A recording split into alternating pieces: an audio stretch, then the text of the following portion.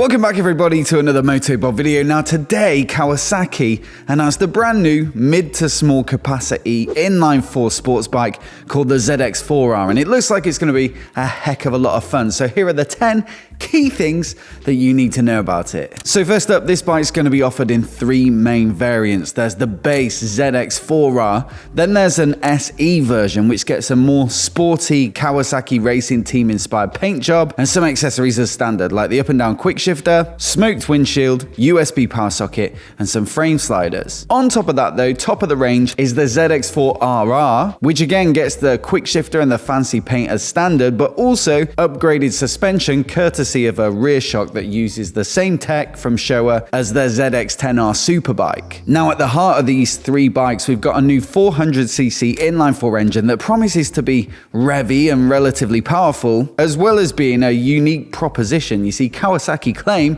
it's the only 400cc inline-4 in the class. So peak power is said to be 77 PS on the dyno with up to 80 PS with the effects of ram air, which is always how they quote their power figures. That's a signature ZX design feature. Personally, I think that sounds pretty impressive for relatively modest capacity, and they've achieved it by building an engine that will rev to up over 15,000 RPM. Now, a year or 2 back, they already launched the ZX-4R, so pretty much the same bike, just smaller in capacity. That was for Asia only. It's never been seen elsewhere, and it does look like the 2 bikes will have quite a lot in common, one of those being the engine configuration. So for a little context, that bike makes 50 PS, and so you've got about 30 more here with that extra 150 cc's of displacement. Basically, that puts it on a par with middleweight sports bikes like the R7. That bike makes 72 horsepower, so 8 less, from a much bigger parallel twin, so 689 cc's. And I'm sure when we get hold of one, there'll be lots of comparisons to make to the R7 and things like the Aprilia RS660,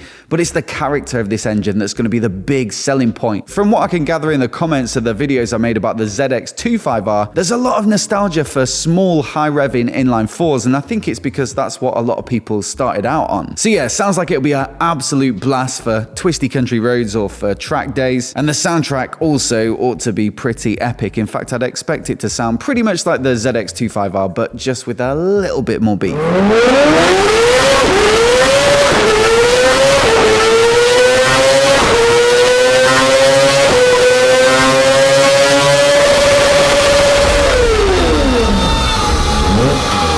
Another thing they say in common with the ZX-4R will be the chassis. So a super similar high tensile steel trellis frame and a curved long type swing arm. And they say this achieves an idealized front rear weight distribution plus an excellent balance of rigidity and flexibility, providing nimble handling and great rider feedback. Now for reference, the ZX-4R tips the scales at 180 kilograms wet, so hopefully around that mark is achievable for this bike, although perhaps a few extra kilograms will sneak in here or there. Alright, so annoyingly I'm just editing this video and I found the spec sheet while I was doing it. It is heavier, it's about 8 kilograms, so 188 for the base model, 189 for the SE. Because of the accessories. Comparing it to those other middleweight competitors that I expect this bike to go up against, you can get a rough idea of the power to weight ratios, and the Aprilia RS660 is way out in front. It's quite light at 183 kilograms wet, and yet it makes 100 horsepower, so it's going to be difficult to beat that bike.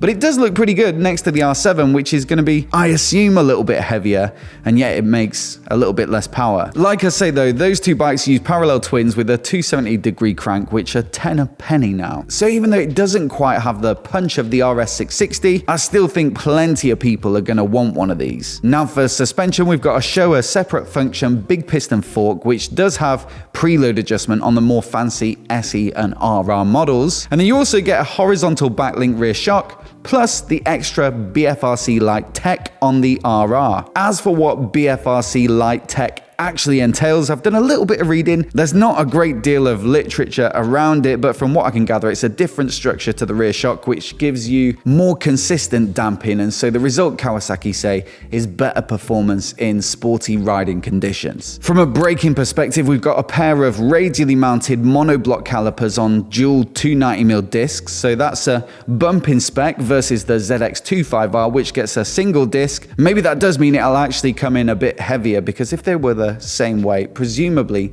they'd have stuck with a single disc, and then you've got a single 220mm disc at the rear. Now in the tyres department, we've got a 120 section front and a 160 at the rear, so relatively slim at the back there, less than the 180 rear on the R7 and RS660, but they do say it's designed to match the Ninja ZX-4R's dynamic performance and provide excellent stability at high speeds. Aesthetically though, I know from my Honda Hornet videos that a lot of people in the comments prefer that wider rear tire to give it more of the big bike look, but I suppose with a 400 they might get away with it. So let me know what you think down in the comments. Now electronically, it certainly looks pretty impressive, more capable and feature laden than the R7, not quite as much as the RS660, but what you do get is integrated riding modes that link their KTRC or Kawasaki traction control with some power modes. So there's sport, road, rain, and rider to choose from, with the latter of course being rider configurable. And then there's also the option of an up and down quick shifter, which is